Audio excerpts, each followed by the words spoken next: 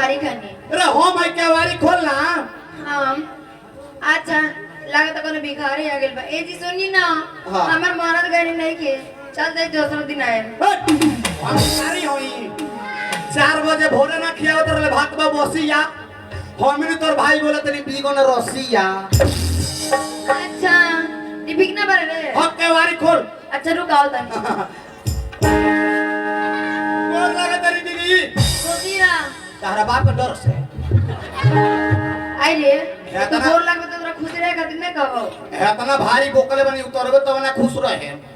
अच्छा एमे कथी हो लो से उतरिए हे मैं रे ले ले बनी दौरा आइल बनी बहिनौरा आ खोल के देखना रे दीदी में करई हो कि सौरा। अरे लाबारा हाँ। तू अपन दीदी से मजा करता रहे। मजाक करत नहीं। अच्छा ये बता मैं तोरा से कोई किलो प्यार करेला। कई किलो हां अरे वही बोलो जाला माने कितना प्यार करल मैं। माई हां अरे जितना तोरा के ना जान लोग ओसे ज्यादा हमरा मानेला। हां तो उहे अपन गांव के पोखरा में जाल लागो रहे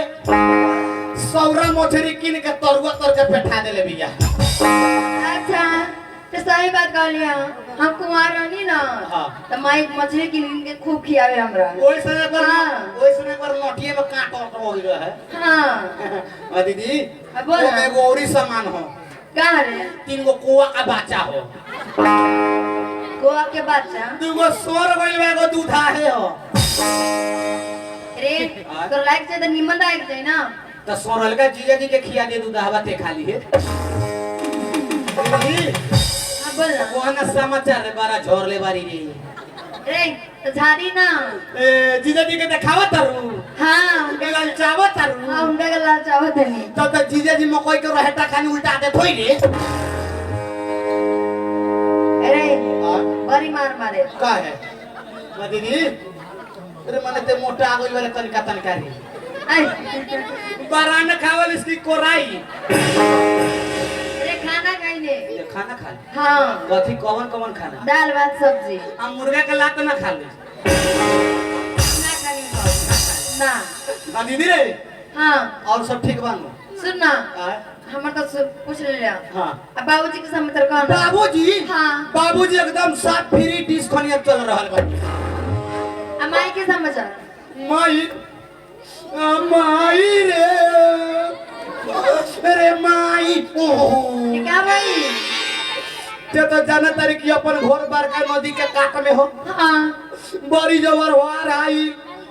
उहे बार में अपन घर दहा के माई जाता के मोर गई।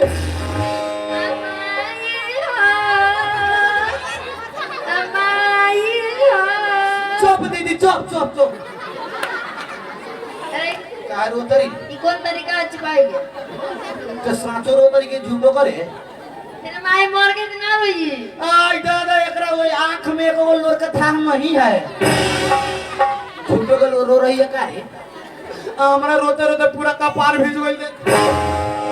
रोते रोते कहीं कपार भी जला जा आंख भिज गई। अरे दीदी बोल ना अरे माई नहीं था मरल नहीं क्या मरल तोरा कच्चा कोई नहीं हो आजकल के युग जमाना में बाप हमारी कर्जा करके ब्याज पर पैसा उठा के बेटी के शादी कर देवलन लेकिन बेटी अपन ससुराल में जाके अपन सुख दुख में अधूरा के आ बाप मतारी के भूला जालन। अरे हमारे के भूला जाए ना अते अपन जीजा जी कहां कोई बनी रे जीजा जी ओ हां वही के ना भाटी में भट्टी में हां परसौनी कथी करत रहन भट्टी में दारू पिए गइल होई हाय दादा रो सरवा का मुंह फेंक जा। बाबूजी छेका लेके आई देखौआ आई पूछल के बाबू दारू पानी पियल तो कहता में एगो घूट को ना खाइना दारू पानी तो लगे हो। अरे सुन हां ओकरा ना हम कुंवारे में हमरा से लव कर गई रहे अच्छा ठीक बा हां हमरा से शादी करे के रहे हाँ। तो झूठ फूस बोल के शादी कर लेलक हमरा से दीदी रे हां बोल दारू पानी पिए वाला आदमी रोज झगड़ा बवाल करेलन मारपीट करेला तोरा का मरबो करला का रे हाय दादा काटी तो पूछले वाले रही के ना रोज दारू पिए जाई मेला उ खाली पता लगावत रही केने मेला लागल बा ना हां आज इंडिया में मेला लागल बा बुझले अच्छा। परसौनी गांव में हां और रोज दारू पी के आई 12 बजे रात के हमरा के खूब मारेला मारेला हाँ तोर भाई आ गए बनी चिंता मत कर आज बदला ले है कैसे मारला सुता के बैठा के बताओ आई बैठा के मारेला कोई घंटा टाइम बताओ 4 घंटा हमू जीजा जी के 8 घंटा मारल कोना भट्टी में कोई बरल कोई के नो करी बाटी में पसावनी एगो काम कर दीदी जब आइल बनी तो हमरो खतरा कुछ व्यवस्था कर दी है ई का आ सुन ना हां हबा तो पूछ ले आ तोहर जीजा जी हां तोहरा के तो सतुआ बांध के खोजता काहे आइल बनी वही से हाय दादा वही से हां बियाह में के पैसा रखले बार से लेके आइल बार कि ना ना रे दहेज वाला पैसा नहीं खेले के आई तो वही से मैं तोरा खोजता मारे खातिर हमरो के मारी हमारे पीठ से 80 को सोल के रहनी हम जाता नहीं जीजा जी के खोजे होई तो रेस में भेंटे ना करे जाता नहीं मौके फोन जाए ना हमारा का चीनी ना मारी आए दीदी हम जाता नहीं जीजा जी से फरिया ले हैं आ सुन ना हां फरिया लेबे मेरा मत जो का है? कितना दिन के बाद आइल बार ना अच्छा। कोई भुला देबे बड़ी भीड़ लागल बा ना भूला हम पूछते पूछते फिर घर ही चल जाए दे रे आए ई का होला व्यवस्था लिया दी माने खोल के ना बते हम कैसे जाने ए मोट सिंह वाला ना दुगो रहेला का साफ करला पारा के 2 किलो नहीं शीशा बन ना घर में आवेला उना चली ना। तो जेसीबी चलत होई का हो गेला अरे लो भाई ना सोरे हवा में सवेरे सवेरे गांव के बाहर में घूमेला साफ करला सुगर ए चुप ना तो तोर जीजा जी सुनी तो बड़ी मार मारेगी जा सुगर ना चलेला ना उस शीशा के नाम मत ले मन तो पोल्ट्री फार्म में से वो सौंसे बानर ले जाती है जाता नहीं रे ते बाना खइबे ना रे रात ना खोइली हो का बानर तो बॉयलर न खइले जा बॉयलर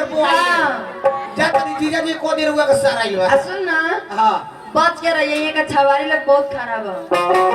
तो हम कथी ओकरा से निमन वाली हम तो खराबे वाली हां देखिए गोर ले भाई एक सवेरे से गोर ले बा वहां का ओरला बारी का है मालूम है का वो सब नंबर ला लाइन लागल मोबाइल नंबर ला नाच देखे थोड़ी आवेलो सब लवंडा के हैरान करे आवेलो तू अपन नंबर दे दिए ठीक है ए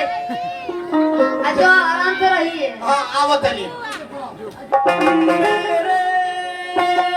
प्यार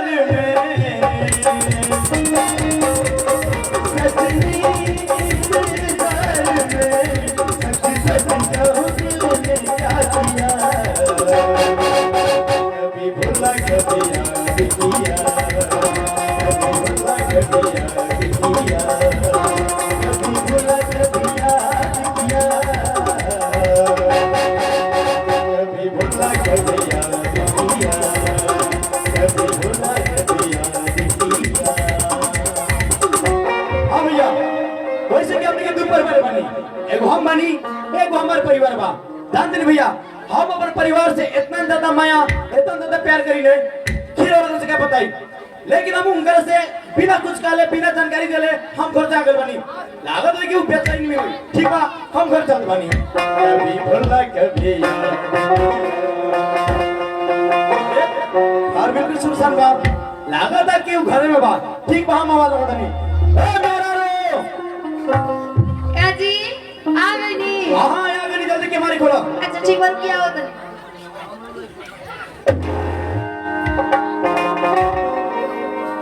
मेरा रो हां जी अरे क्या हाल बा हो बहुत बढ़िया बढ़िया हां लेकिन तो के सब दिन से ज्यादा आज खुश नजर देखला मनी क्या बात बा अरे बाप रे बाप क्या बात बा कितना खुश नजर में मारे क्या भाई मेरा रो ए जी तो खुशी ना होगी लेकिन अरे बाप अरे बाबा अरे खुशी कारण क्या बा हम जाने चाहत बानी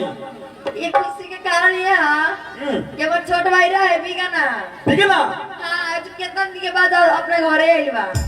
अरे बिगना अपना घर में आई बा हाँ अरे मेरा रो तो बहुत खुशी दिन के बाद बा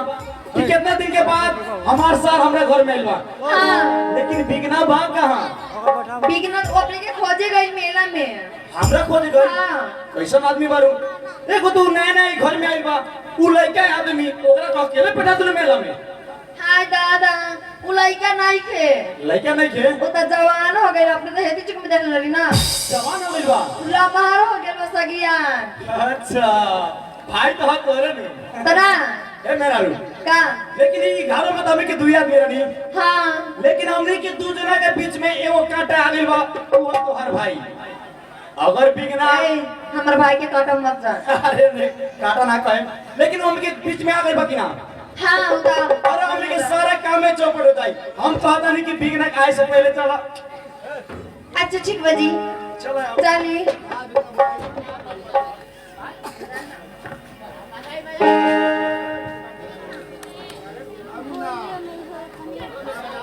अरे मेरा तो एक काम करो तू खाना बना के तैयार रख ले रहे हम जाते हैं मार्केट और भले मेला में अब बिगना के खोज के हम अपने साथ लेके आए ठीक बा